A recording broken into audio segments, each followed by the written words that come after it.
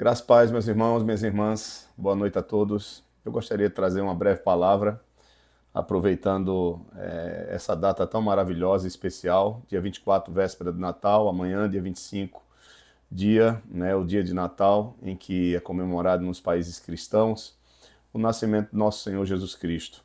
Nós sabemos que, evidentemente, ele não nasceu nessa data, foi uma data escolhida propicialmente para se comemorar o seu nascimento, mas o mais importante para nós não é qual a data verdadeira em que ele nasceu, mas sim a importância do seu nascimento para nós.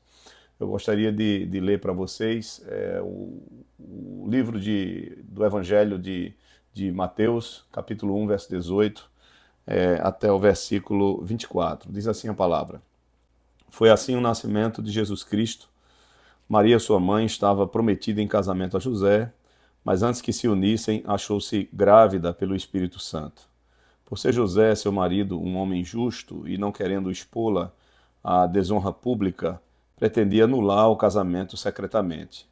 Mas depois de ter pensado nisso, apareceu-lhe um anjo do Senhor em sonho e disse: José, filho de Davi, não tema receber Maria como sua esposa, pois o que nela foi gerado procede do Espírito Santo. Ela dará à luz um filho e você deverá dar-lhe o nome de Jesus, porque ele salvará o seu povo dos seus pecados. Tudo isso aconteceu para que se cumprisse o que o Senhor dissera pelo profeta: A virgem ficará grávida e dará à luz um filho, e lhe chamarão Emanuel, que significa Deus conosco. Ao acordar, José fez o que o anjo do Senhor lhe tinha ordenado e recebeu Maria como sua esposa, mas não teve relações com ela enquanto ela não deu à luz um filho.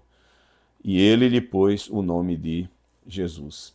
Esse texto de Mateus é um texto justamente que nos mostra a revelação do anjo do Senhor, no caso, provavelmente o mesmo anjo que revela o nascimento do Senhor Jesus a Maria, lá em Lucas, Lucas capítulo 1, verso 26, provavelmente é o mesmo anjo, o anjo Gabriel, que alivia ou consola o coração de José, mostrando que Maria não tinha lhe sido infiel.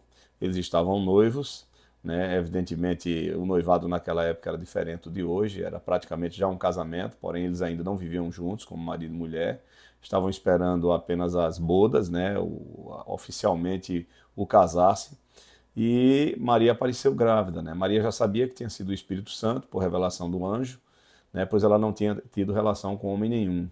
E aí José, aflito com aquela condição, agora tem a revelação do mesmo anjo, provavelmente, de que aquela criança seria o Salvador dos homens, o Salvador dos homens dos seus próprios pecados.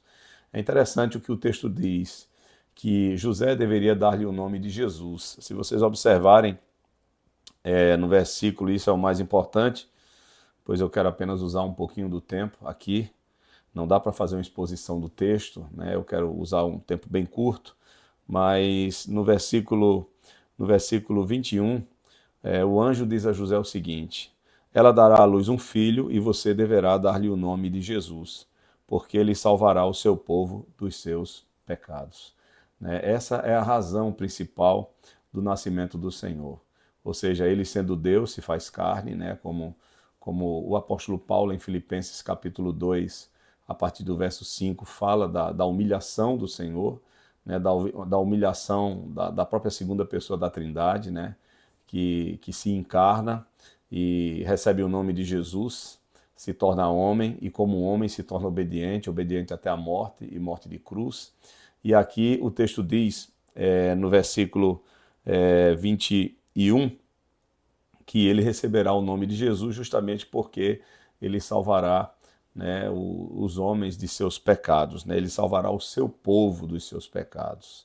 O seu povo são suas ovelhas, o seu povo são todos aqueles que vão crer nele como verdadeiro Salvador. E a salvação se dá justamente pelo fato dele substituí-los diante do Pai na cruz e receber no lugar deles a punição eterna em seu lugar, ou seja, no lugar dos seus filhos, no lugar de suas ovelhas, no lugar do seu povo. Ninguém pode tirar a sua vida, ele voluntariamente a dá, como ele diz lá em João 10, e ele dá a sua vida pelas suas ovelhas. Ele é o bom pastor que dá a sua vida pelas suas ovelhas. É interessante demais aqui no versículo 21, porque ele diz que ele salvará o seu povo, né, dos seus pecados. Ou seja, o que significa isso? O que significa ser salvo dos pecados? Né? Significa ser emancipado, ser livre do maior de todos os males. Ser livre da culpa, ser livre da corrupção, ser livre do poder e ser livre do castigo do pecado. Também não significa só ser livre do pecado, mas também receber a posse maior de todos os bens, que é a bênção da salvação por completo. Ou seja, a salvação não envolve só livramento, não envolve somente redenção, mas a salvação também envolve filiação, a salvação envolve união com o Pai, a reconciliação com o Pai. A salvação envolve a verdadeira vida, né? A vida que o homem perdeu lá no Éden por causa do seu pecado, né? Adão, quando cai, ele perde a verdadeira vida e sobre ele pesa a condenação da morte. Né, a consequência do pecado é a morte. Né? Em Romanos 6,23 diz que o salário do pecado é a morte, mas o dom gratuito de Deus é a vida eterna por meio de Cristo Jesus. Então, a salvação no seu sentido positivo, ela implica numa verdadeira felicidade, na verdadeira paz com Deus, que transcende todo o entendimento que a gente pode ter. É liberdade, é alegria inefável e cheia de glória, como diz a palavra. São as orações respondidas aqui neste mundo, é ter um testemunho eficaz, é ser seguro na salvação. Ou seja, a salvação, ela envolve justamente o fato de viver com Deus, tanto neste mundo e esperar, né, a plenitude dessa glória na eternidade, quando nós passarmos pela etapa da morte física, que não significará mais condenação para aqueles que estão em Cristo, mas significará o momento pelo qual nós nos encontraremos com o Senhor. Então, o Natal é um momento para a gente refletir no recebimento do maior presente. Nós é que fomos presenteados, né? Como diz a palavra, porque Deus amou o mundo de tal maneira que deu o seu Filho unigênito, para que todo aquele que nele crê não pereça, mas tenha a vida eterna.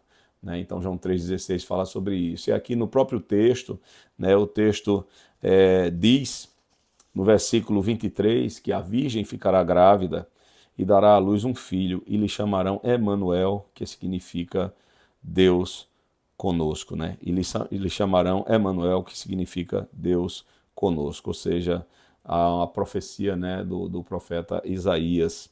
Então, que nós possamos, nesse Natal, verdadeiramente ser gratos a Deus por nos dar o seu Filho como nosso Emanuel, como Deus conosco, como aquele que veio nos salvar dos nossos pecados e não somente nos livrar da culpa, da condenação, mas nos dá também a vida em toda a sua plenitude, que somente aqueles que têm Cristo em seus corações, por meio do Espírito Santo, é que podem conhecer essa vida e viver essa vida aqui neste mundo inicialmente e crescendo nela e plenamente no futuro, quando estivermos para sempre com o Senhor.